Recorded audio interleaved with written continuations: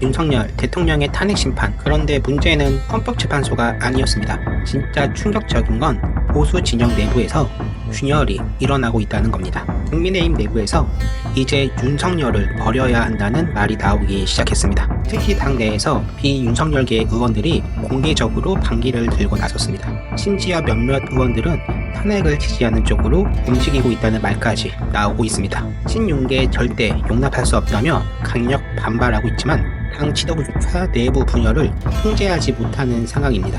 여권 내부에서는 윤석열을 지키려다가 당까지 무너질 수 있다는 우려가 커지고 있습니다. 탄핵 심판보다 더 위협적인 것은 보수 진영의 내부 전쟁일지도 모릅니다. 국민의힘이 윤석열과 함께 갈 것인가 아니면 손절할 것인가, 이제 선택의 시간이 다가옵니다. 그렇다면 국민의힘 내부에서 윤석열을 버리려는 세력은 누구일까요? 대표적으로 비윤석열계로 분류되는 중진 의원들이 공개적으로 발언을 쏟아내고 있습니다. 한 중진 의원은 윤석열 대통령과 거리를 두기를 해야 한다며 내부 회의에서 강하게 주장했다고 합니다. 또 다른 비윤계 의원은 탄핵을 반대하면 우리 당까지 무너질 수 있다는 발언을 한 것으로 알려졌습니다.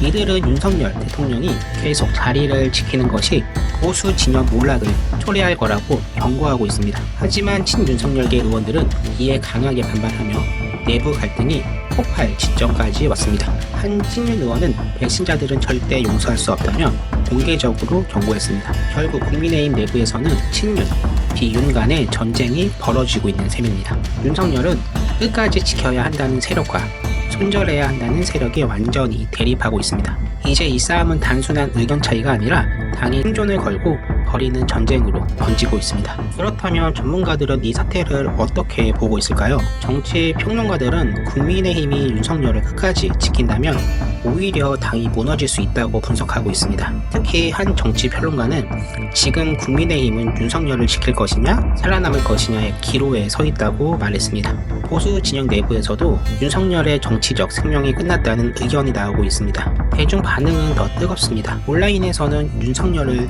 손절하지 않으면 총선에서도 끝난다는 반응이 나오고 있습니다. 커뮤니티에서 국민의힘이 결국 분당 수순을 밟을 것이라는 예측까지 나오고 있습니다. 반면 일부 보수 지지층은 윤석열을 지키지 않으면 더 큰 혼란이 온다며 맞서고 있습니다.